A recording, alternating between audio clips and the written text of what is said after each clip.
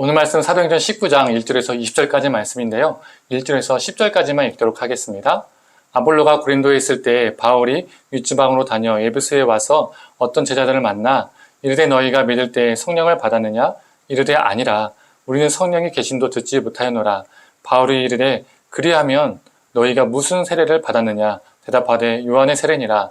바울이 이르되 요한이 회개의 세례를 베풀며 백성에게 말하되 내 뒤에 오시는 이를 믿으라 하였으니 이는 곧 예수라거늘. 그들이 듣고 주 예수의 이름으로 세례를 받으니 바울이 그들에게 안수함에 성령이 그들에게 임하심으로 방언도 하고 애언도 하니 모두 12사람쯤 되니라. 바울이 회당에 들어가 석 달 동안 담대히 하나님 나라에 관하여 강론하며 권면하되 어떤 사람들은 마음이 굳어 순종하지 않고 무리 앞에서 이 도를 비방하거늘. 바울이 그들을 떠나 제자들을 따로 세우고 두란노 서원에서 날마다 강론하니라. 주의 동안 이같이 하니 아시아에 사는 자는 유대인이나 헬라인이나 다 주의 말씀을 듣더라. 아멘. 아침 묵상을 들으시는 모든 성도님들에게 하나님의 은혜와 평강이 있기를 간절히 소망합니다. 오늘 본문에서는 바울의 3차 전도 여행이 시작됩니다. 이전 2차 전도 여행 당시에 바울은 안디옥으로 돌아가는 길에 에베소에 잠시 머물렀죠. 그때 에베소에 있던 유대인들은 바울에게 조금만 더 머물러 달라고 요청을 했습니다.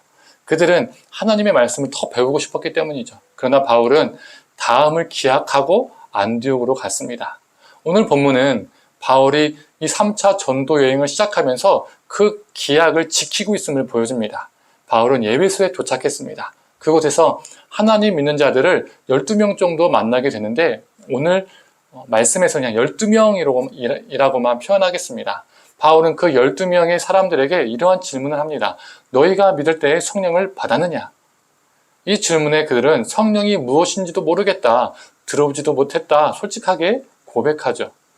이에 바울은 두 번째 질문을 합니다. 그렇다면 너희는 무슨 세례를 받았느냐라고 질문합니다.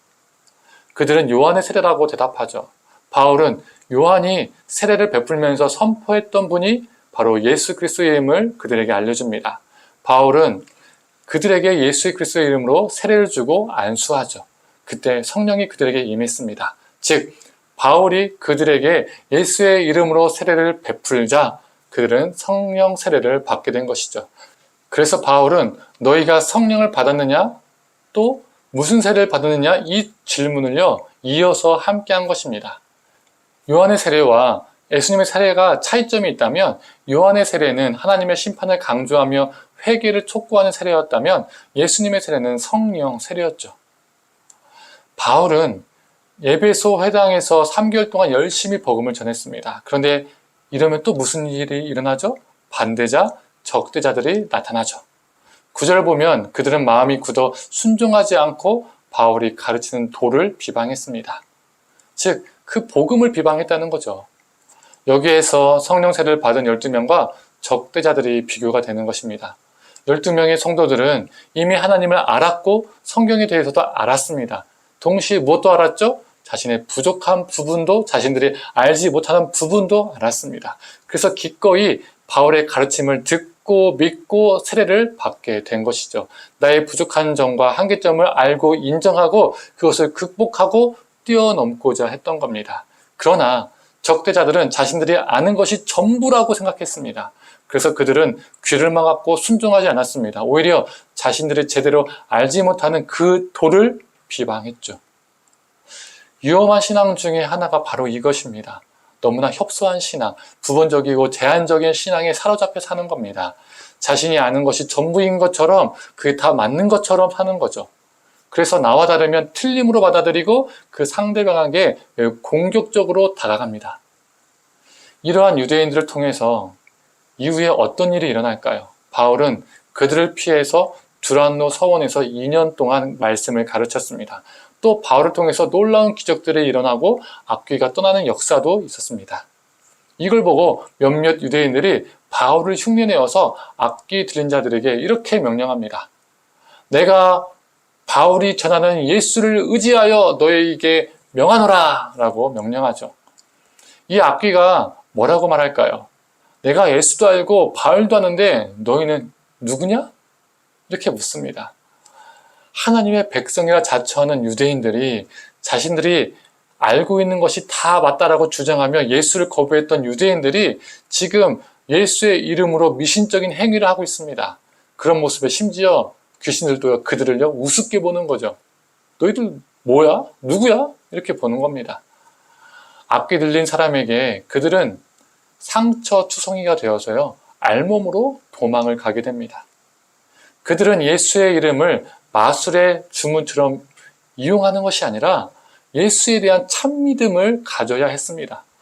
정말 예수라는 존재가 누구인가? 내가 정말 받아들여야만 하는 존재인가? 내가 정말 예수님을 따라야 되겠다. 막 이런 고민과 이런 성찰들을 했어야 되는 것이죠.